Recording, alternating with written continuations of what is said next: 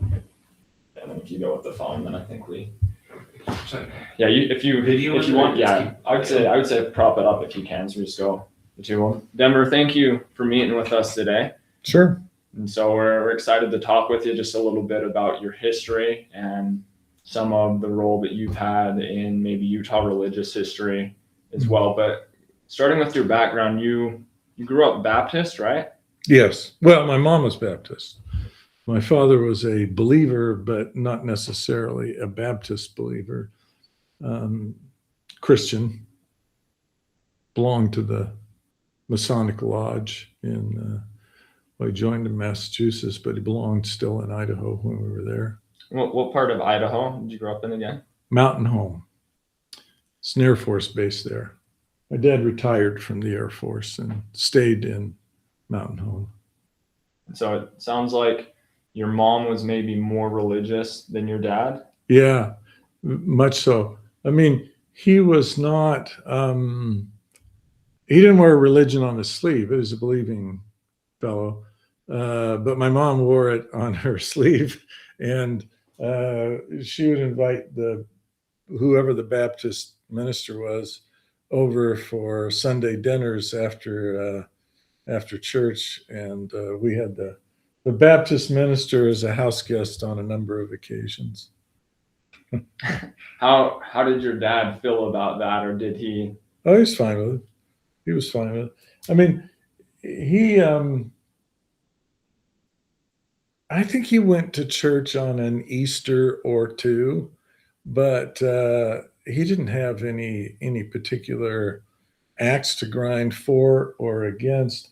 I know he didn't particularly care for the Catholics, but our next door neighbors were Catholic, and so I didn't have that same antipathy towards the Catholic Church that my dad did.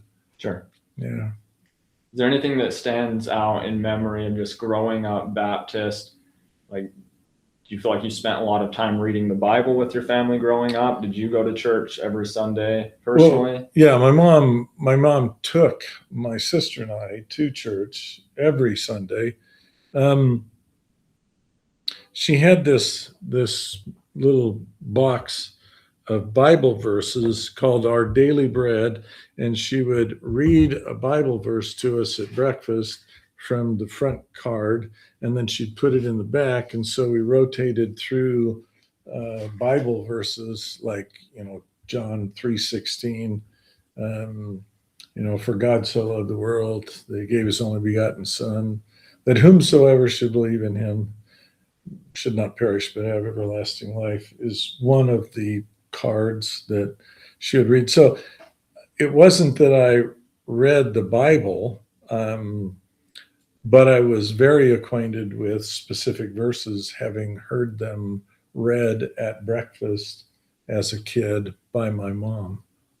So it sounds almost like scripture mastery, like in seminary, they Pretty would much do like scripture mastery with different books of scripture. It sounds like your mom had like her own version of that. Pretty much. And she also had a well-worn Bible. I mean, she used that Bible so much so that by the very end, when she's in her 90s, it had to be held together with a large rubber band. Otherwise, the binding and everything had separated. So yeah, she was studious about her biblical education. I think I think she was both committed to the Baptist viewpoint and also convinced that Mormonism was a cult and was anything but Christian, and that everything involved in the Mormon religion was fraudulent and charlatans and what have you, which is really kind of ironic, because when Ezra Taft Benson became the Secretary of Agriculture in the Eisenhower administration, my dad had served under Eisenhower in World War II, and he was he was someone who respected Eisenhower. And so when Eisenhower appointed Ezra Taft Benson, I think my mom carved out a singular exception to the despicable cabal of Mormonism in the form of Ezra Taft Benson, and thought he was okay because he was working with President Eisenhower.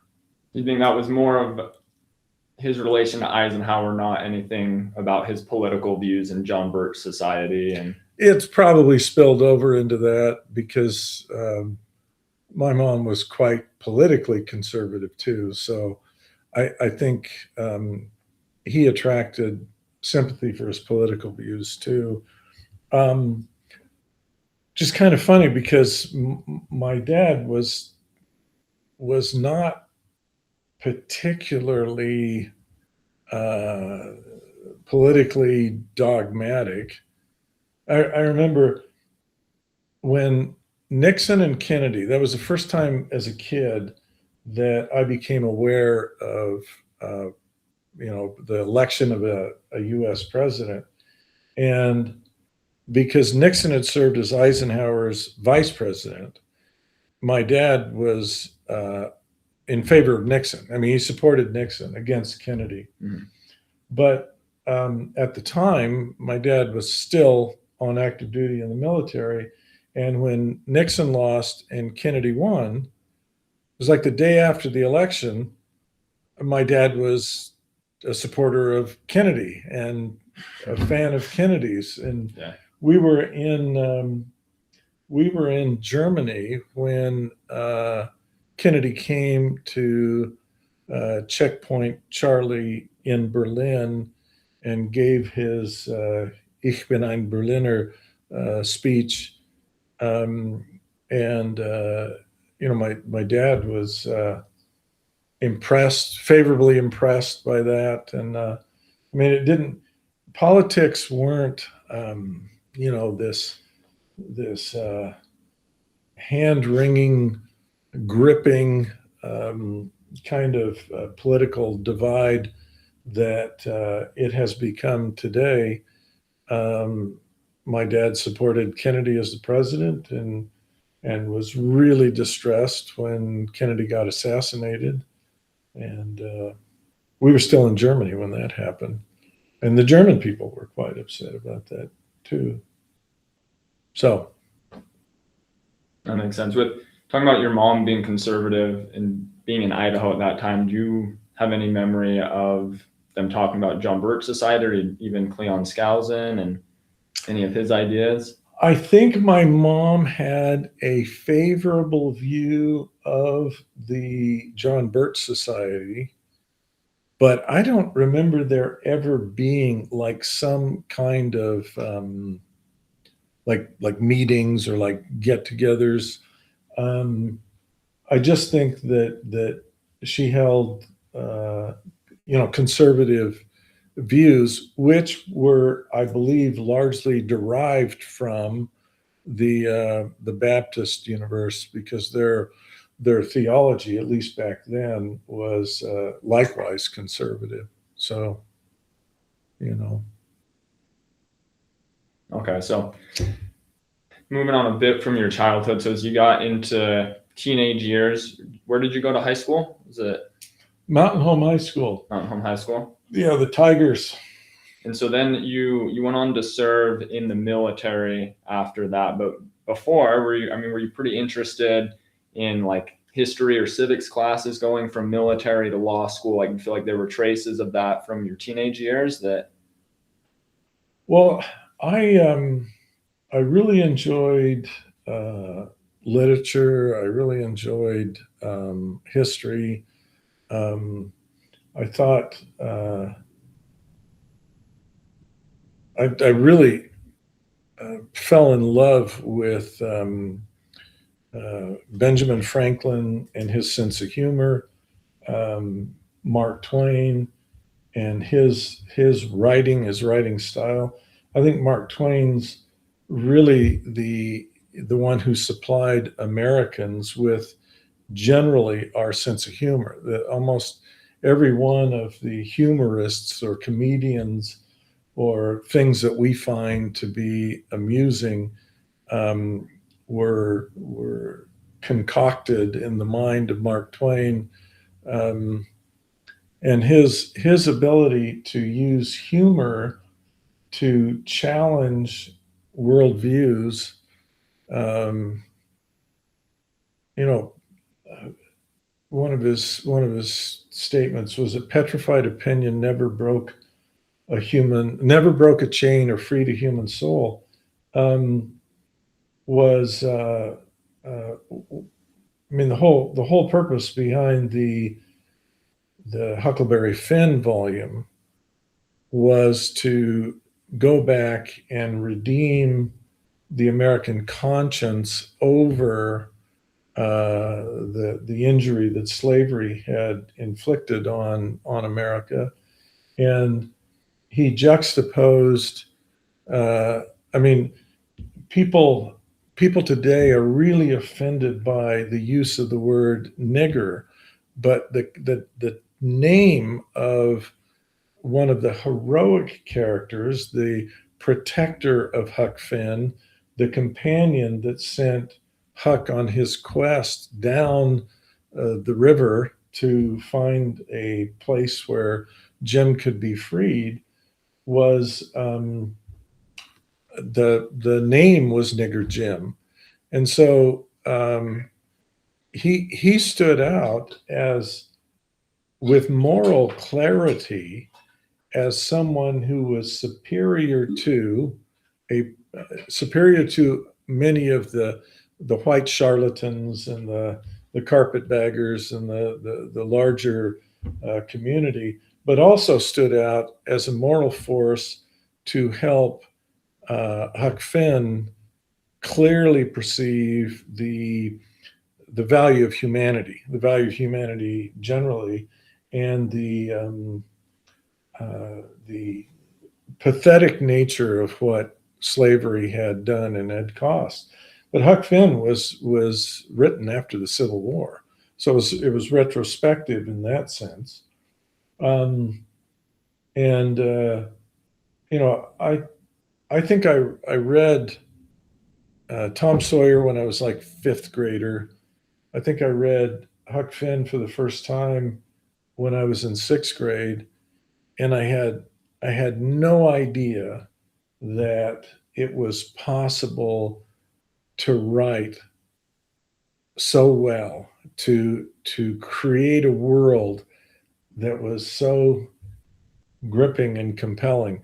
I don't think I encountered another writer who drew me in with the same level of fascination, attraction, until I read Tolkien's stuff when I was in the military years later, because I went through The Hobbit and the entire trilogy in about 2 months, reading in off duty hours when I was in the military. And it was almost a similar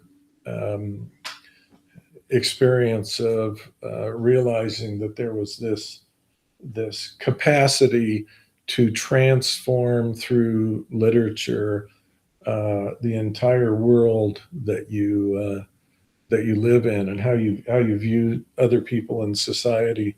Of course, Tolkien was a contemporary with C.S. Lewis and Bertrand Russell, and I read Bertrand Russell, thought he was funny. Read C.S. Lewis, while he has less of a sense of humor, he soberly assessed, the lay of the land. All of them were writing in the shadow of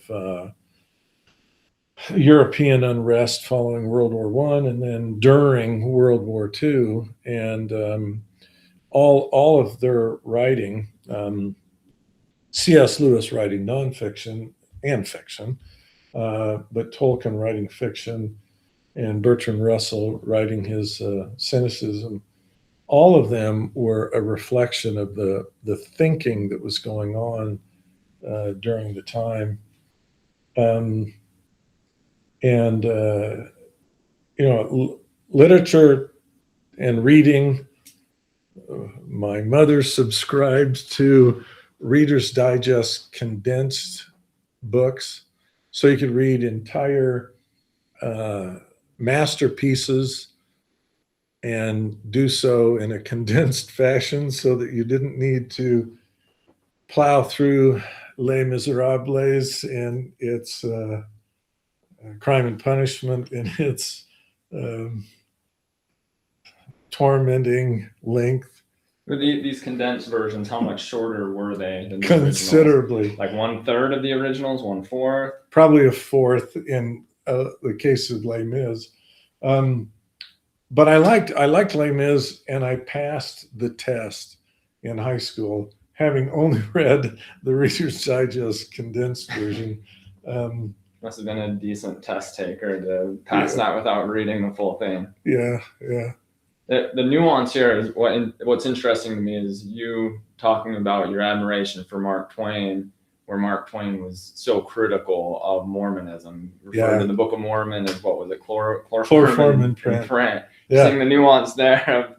And how he thought the polygamists were all lustful, immoral men until he came out to Salt Lake and he saw the poor, ungainly creatures.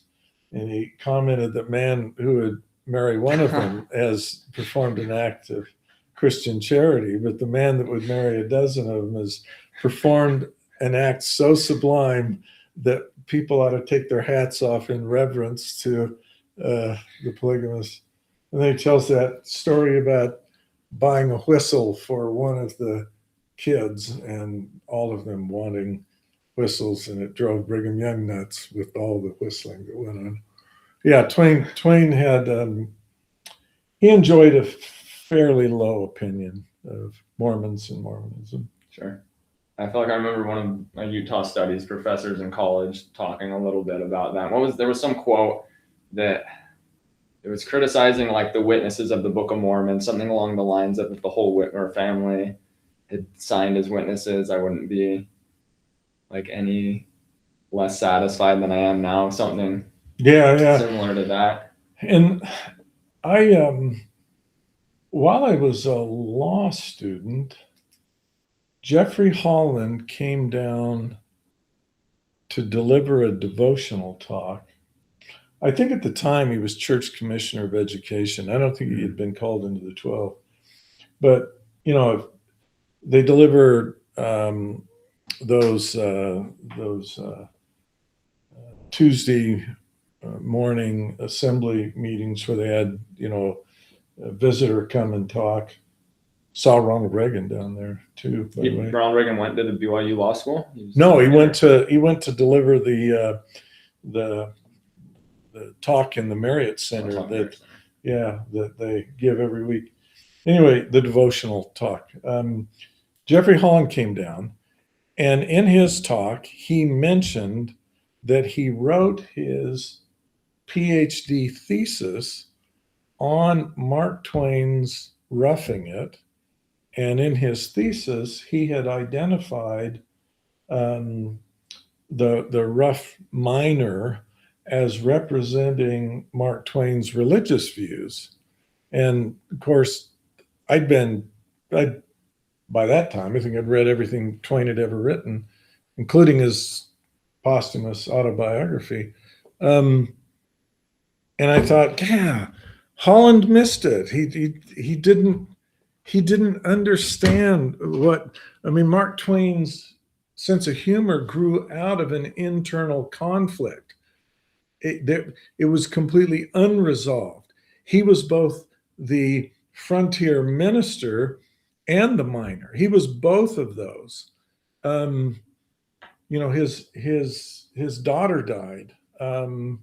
He was certain of two things. First of all, he didn't believe there was a God. And second of all, he believed God was punishing him because he didn't believe in him.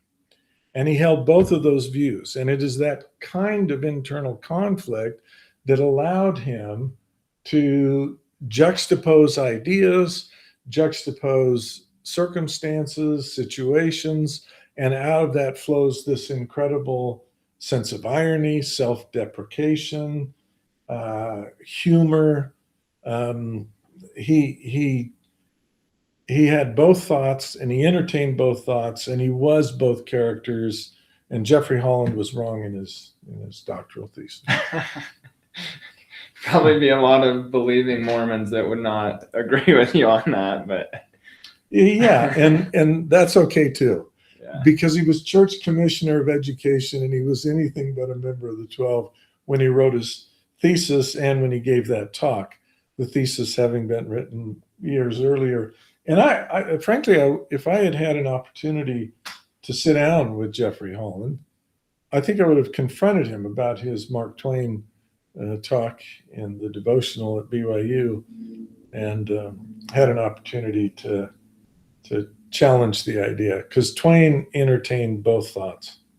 I bet he actually would have enjoyed that conversation. But going on to your time in the military service, and that was around the time that you converted to Mormonism, right? And I've listened to some of your, I don't remember exactly what it's called, but you had gone to different locations in Utah and Idaho and talked. It's referred to as the 10 Talks. The 10 Talks, okay. And then there's those vignettes at the beginning of the 10 Talks when I do sort of a little autobiographical sketch, or a prior event gets talked about. Yeah, sure. And I did. Yeah, I talked a little about it back then. Yeah, I talked about it in those, but just for a broader audience, maybe a condensed version of how you converted to Mormonism, what you found compelling about it compared to maybe your Baptist background. Well, a fellow that I had befriended just is this really outgoing, sort of gregarious guy, guitar playing, just fun-loving fellow, had converted to Mormonism while he had been in Southeast Asia during the Vietnam War. And the Vietnam War was still happening at this time. And I befriended him, and he sicked the missionaries on me. But because of my Baptist upbringing, I was willing to meet with them because of Steve. Steve Klaproth. He was a friend, and I didn't take him seriously. I mean, I thought my mother had persuaded me that the whole of it was just nonsense, and so I was being polite and listening to them. And I went through their discussions, and back then they used the felt boards, and they put the characters on, and they had the foundation of apostles and prophets with a little thing that went up, and they put all this stuff on top of it. And when you pull the foundation out, then all the stuff comes off the board. Kind of as an object lesson. Yeah. It was probably long before your time, and you may not have heard of anything like that. But it was a series of guided discussions. But they asked me to read a bunch of verses out of the Book of Mormon, which I did, and then they wanted to know in the next get together what I thought of it. And literally, I said, it's got to be scripture. It's every bit as boring as the Bible. And I meant it. I mean, it held no interest for me at the time. But there was this, I'm assuming that it was a fathers and sons camp out. I wouldn't have known it by that name at the time, but I was in the military in New Hampshire, Portsmouth, Pease Air Force Base, which has since been closed. But Pease Air Force Base on the coast of New Hampshire is within driving distance of Sharon, Vermont.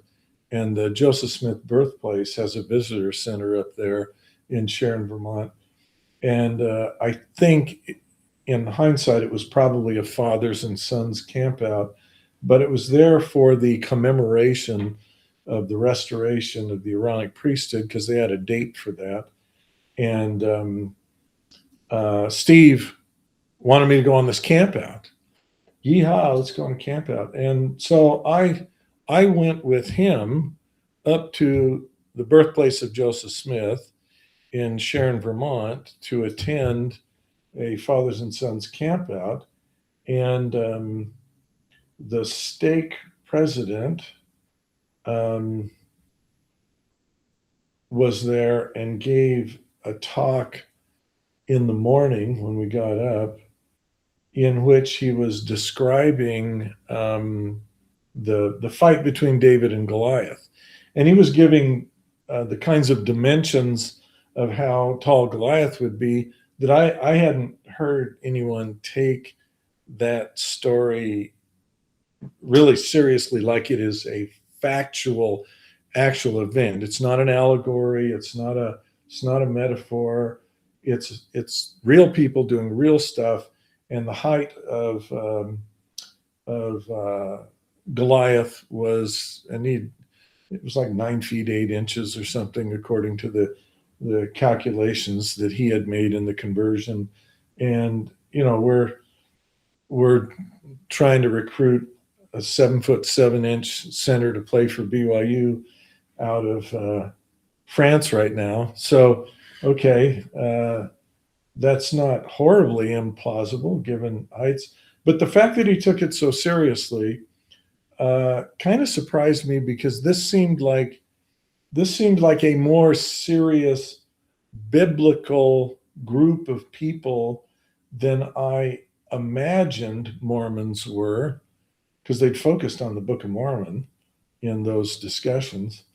And so that surprised me. And then Steve accompanied me over to the visitor center, where these nice old people were entertaining folks, and they had a red set of, I mean, I would recognize it now as a triple combination. Back then, it was just the red set of scripture material. And he got out and he found section 76 of the Doctrine and Covenants and asked me to read it. And so I read a little of it, and it sounded interesting. And we needed to get back out. So he dog-eared the page and he gave it to me. And I said, well, we got to pay for this. I mean, we're going to be stealing from these old people that are running this visitor center. We don't pay them for it. He said, no, they're free. They're free. I didn't believe him. So I asked the lady if I could take one. She said, yeah. And I said, how much do I owe? And it was, it was free. It was sometime after that I actually read Doctrine and Covenants, section 76. And that is what struck me as an unlikely product by a charlatan. That struck me as something that shed light on an issue that was more plausible than the Christian heaven. See, the Baptist in the Christian heaven has a line, and on one side of the line, everyone goes to heaven, and on the other side of the line, everyone goes to hell. And well, once again, Mark Twain, if you read an extract from Captain Stormfield's Visit to Heaven, what you find is that Mark Twain is describing a post-mortal condition in which everyone is differently situated based upon how they lived their lives. And heaven wasn't some uniform thing. It was very much variegated. And I mean, everyone winds up in a state that reflects what their preferences are. And having read an extract from Captain Stormfield's Visit to Heaven and thinking that made more sense to me than did a bright line heaven and hell, D&C section 76 struck me as something that illuminated the the imponderable condition of the afterlife in a way that did not necessarily contradict biblical material, but which nuanced it and elaborated on it in a way that appealed to rational thought. Would you say it was with, so 76 goes into the three kingdoms, right? Yeah. Celestial, terrestrial, and telestial. And would you say that in reading and reflecting on that, that's when you started to maybe shift and think, oh, maybe there was something to Smith and his ideas? Yeah, in fact, it troubled me because the worrisome thought came that this guy actually might be what he claims to be. And wouldn't that be awful? Because now if Joseph Smith were actually someone who is essentially a modern age biblical figure who could speak as a messenger sent by God, that means that the whole of that Mormon viewpoint has to be taken seriously. And I didn't want to take it seriously. I didn't want to be a Mormon. That didn't appeal to me at all. But that moment is the moment at which I began to take it seriously, which was months after I had endured missionary encounters and lessons and preaching. And yeah, so that's the moment when I began to take it seriously. It was still probably a couple months before I eventually got the conviction that I needed to go ahead and be baptized. But ultimately, I worked my way through all of the struggles and got baptized and became a Latter-day Saint. And so you become LDS, you get baptized, and then shortly after you go to BYU Law School. Yeah. What made you want to get into law? What made you want to choose that as a profession? Probably watching Perry Mason as a kid. I mean, it's probably nothing more sophisticated than that. The lawyering seemed like a reasonable way to both train your mind and make a living. And there was also, now I'll tell you a story from my youth that that also has some impact on the whole thing. My Catholic next door neighbor was named Rick. His dad owned a bar in downtown Mountain Home, Idaho, and we lived next door to one another. And Rick and I were down in the Carl Miller Park in Mountain Home, Idaho, one summer afternoon when someone came driving through the park with the windows down on their car, yelling out, Tom Lynn shot a Mexican at the Rendezvous. Well, the Rendezvous is the name of the bar that's owned by Rick. So Rick's now having someone shout that Tom Lynn, everyone knew who Tom Lynn was in Mountain Home, Idaho. Tom Lynn had now shot someone down at his father's business. So Rick and I hop on our bikes and ride down to the Rendezvous. And when we arrive, sure enough, there's a guy dead on the sidewalk with a shotgun blast to the head. And how old were you at this time? We were probably in 6th grade. And there's a bunch of crying Mexican women and some people consoling them, and police are gathering, and we elbowed our way to the front, and were impressed by the event, and rode away saying, yeah, sure enough, I guess Tom Lynn killed someone. So that's the first part. Second part is this. Mountain Mountain Home, Real Idaho. quick, was that kind of traumatic to see at that young age, to see someone with a shotgun wound to the head? And Well, it was a mess, but I mean, 6th grade's pretty young for I was that. pretty young. Yeah. And I was one of the youngest in that grade.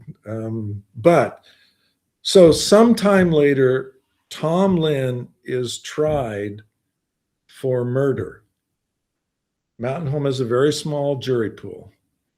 My father was one of the jurors that served on the trial of Tom Lynn for killing someone at the rendezvous. And Tom Lynn was convicted, but there were apparently a lot of mitigating circumstances, including the fact that the Mexican had beaten him up inside the rendezvous. But there were aggravating circumstances because Tom Lynn left, went and got a shotgun, came back, yelled for the guy. When the guy came out, shot him. So there was both mitigating and aggravating circumstances, but ultimately he was convicted and he was sent off to the Idaho penitentiary. And then some years later, he was released from the penitentiary and he returned back and was welcomed into the Mountain Home community once again. Wasn't really like ostracized after that. No, in fact, my father and a group of buddies got together to play poker. And one of the guys who played poker with my father was Tom Lynn. He joined their group. So after my dad had convicted him, being on the jury, and they were all together playing poker. And one evening while they're playing poker, Tom Lynn leaned over on the table and put his head on the table, and everyone thought he was going to sleep. So they dealt him out and they kept going. And then when the poker game ends and they're getting ready to leave, they try to wake him up and he had died. So he died on the poker table with my dad when the time came for Tom Lynn to return home. So that's just a funny little story about history in Mountain Home. But the fact that my dad served on a jury and was involved in a messy thing like a murder trial, and Perry Mason and a couple of the lawyers in town, Hicks was one of them, not McMurtry. Anyway, there were several lawyers in town, and they seem to have reasonable lives and good families. And I decided that it was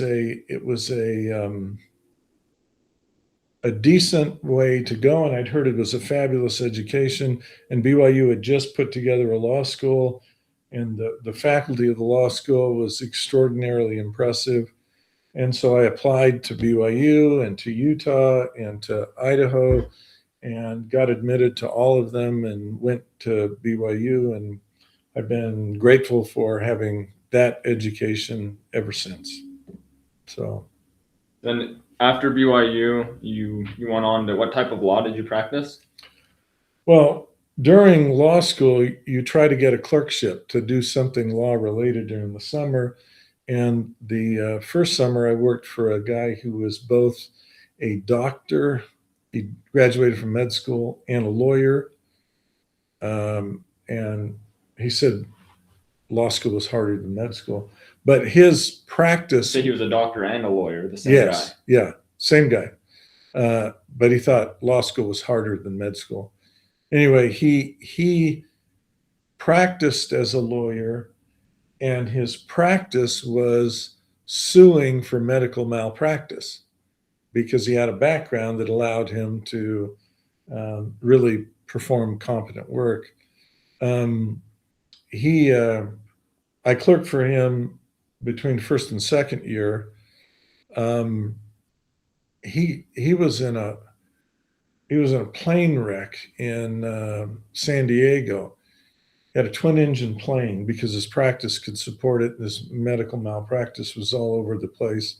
He flew over the border, bought gas, flew back to San Diego, apparently to leave from there. And the gas he bought in Mexico apparently was the cause of the wreck, but his plane crashed. He was flown to the burn center at the University of Utah, where he dictated his last will and testament and died.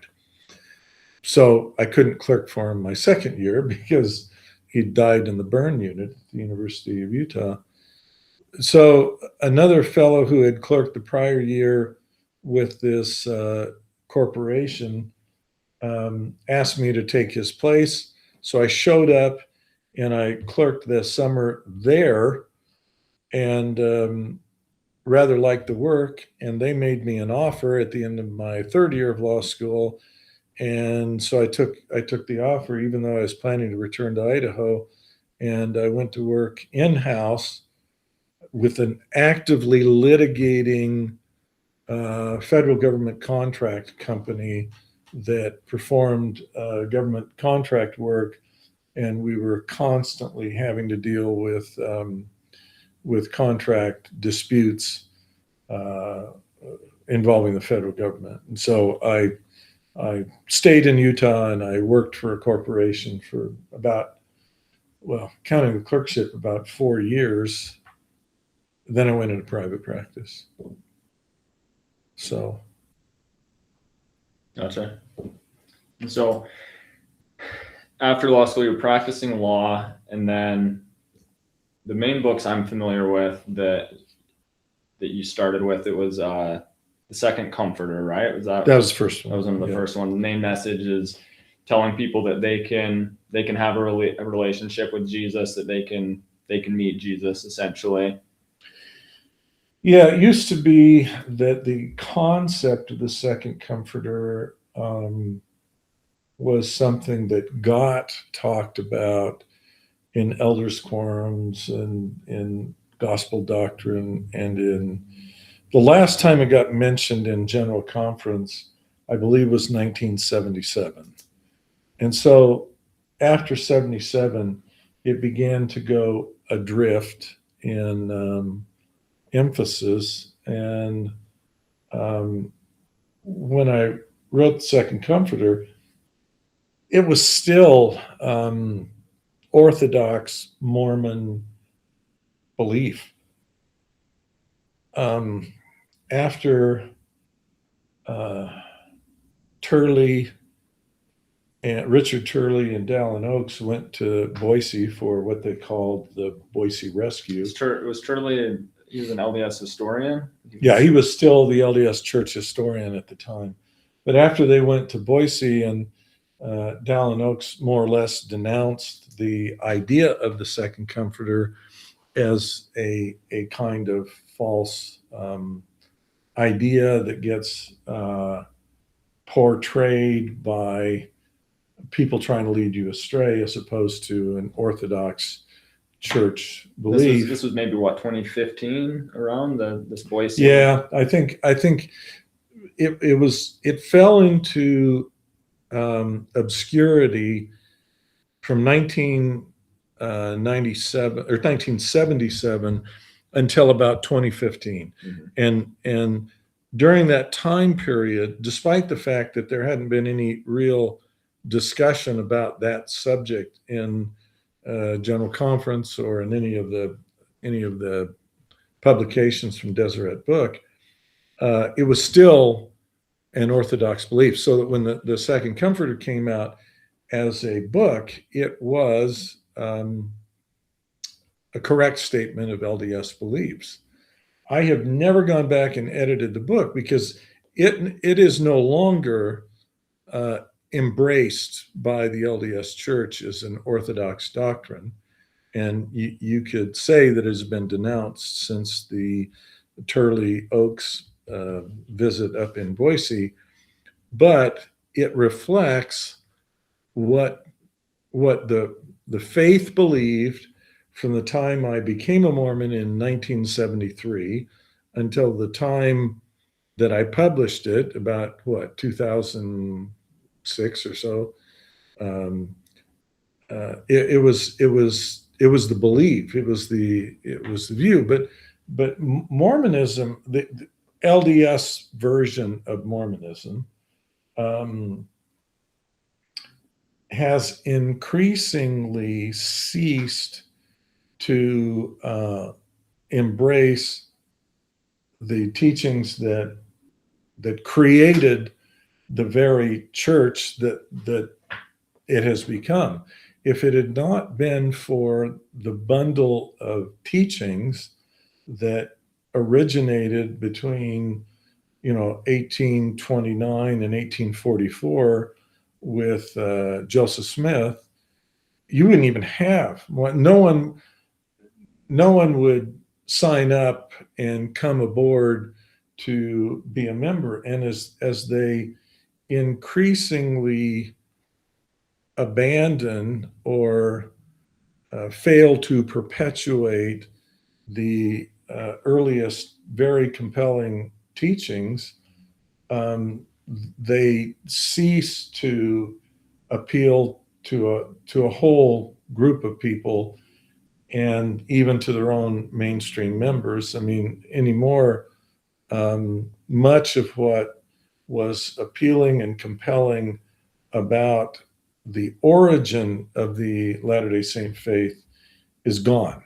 And the demographic collapse and membership decline reflects what they've decided to do with. When you're talking about the origin, you're talking of just like the emphasis on revelation and emphasis on the content of those revelations, Doctrine and Covenants,